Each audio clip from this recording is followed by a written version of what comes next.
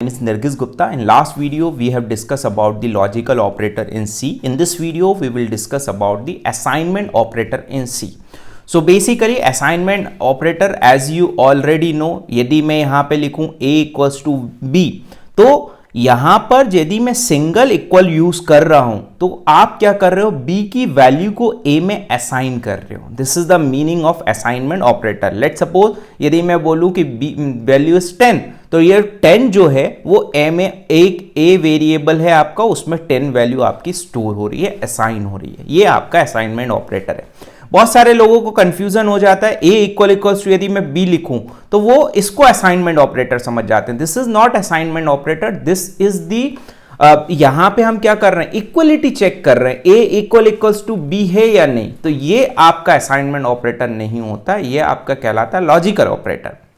तो यहां पर असाइनमेंट ऑपरेटर्स बहुत तरह के होते हैं. मतलब असाइनमेंट हम किस तरह से कर सकते हैं उसको हम यहां पे देखेंगे. सबसे पहला असाइनमेंट है हमारा ये वाला, जिसको हमने सिंपल बोला कि लेट अस अज्यूम z एक वेरिएबल है जिसमें x प्लस वाई के रिजल्ट को हम स्टोर कर रहे हैं. तो x प्लस वाई का जो रिजल्ट होगा वो z में स्टोर हो जाएगा.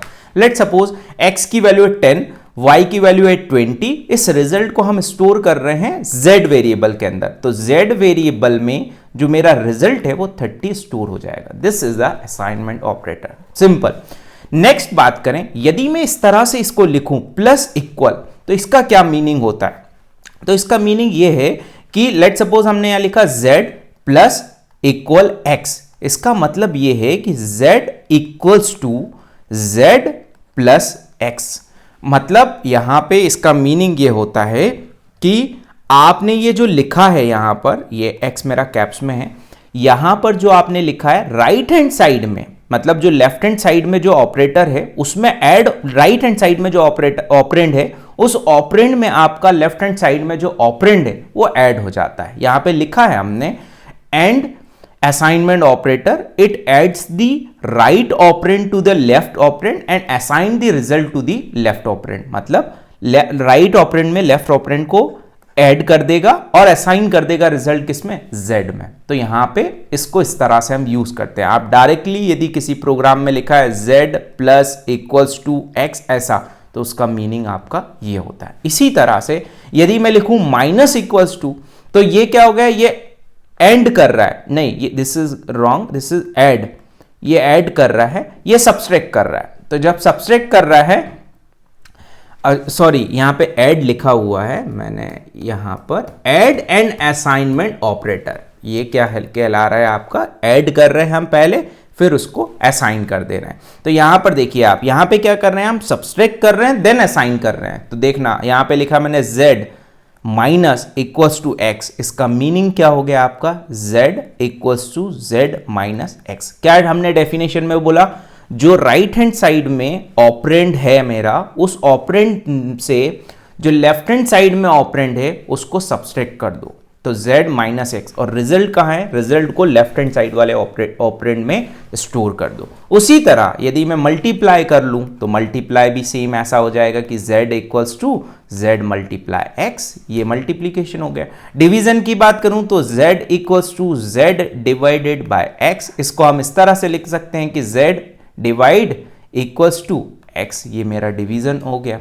उसी तरह मॉडुलस हो गया. तो ये सारे के सारे क्या हैं हमारे, ये सारे के सारे असाइनमेंट ऑपरेटर है. बट इसमें कुछ और भी कैटेगरीज है.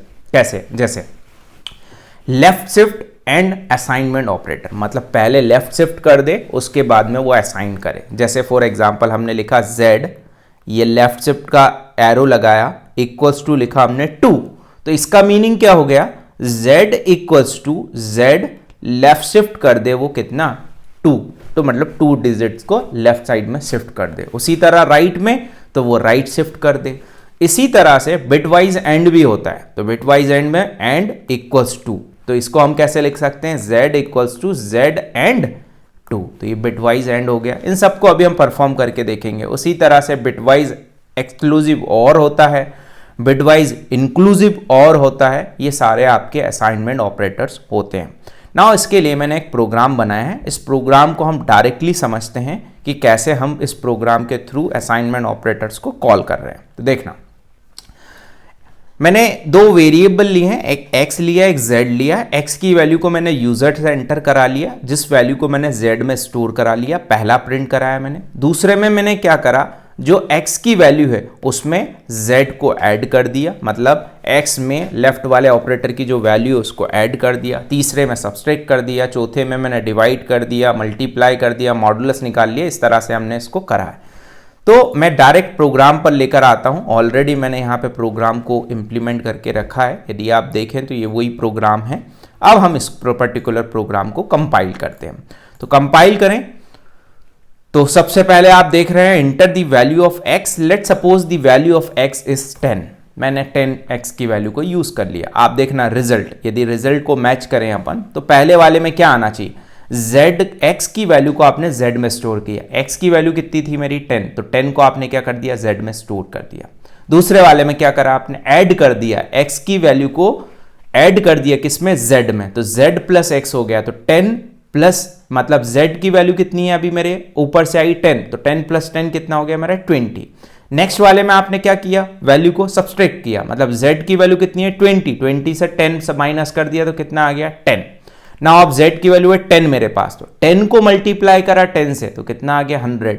उसी तरह डिवाइड करा कि z की वैल्यू कितनी है 100, 100 डिवाइडेड बाय 10 तो रिजल्ट इज 10। उसके बाद में मॉडुलस निकाला तो 10 मॉडुलस 10 कितना हो गया आपका 0। तो इस तरह से हम क्या कर सकते हैं, आप इस तरह से आप असाइनमेंट ऑपरेटर्स को यूज कर सकते हैं कि किस तरह से हम वैल्यूज को असाइन करें। और भी प्रैक्टिस करके आप क्वेश्चंस करके देख सकते हैं। ये सारे क्वेश्चंस, सारे नोट्स मेरी वेबसाइट nargisgupta.com पे अवेलेबल है। आप वहां जाइए, वहां से सारे नोट्स और प्रोग्राम्स वहां से आप कॉपी और डाउनलोड कर सकते हैं। Thank you so much.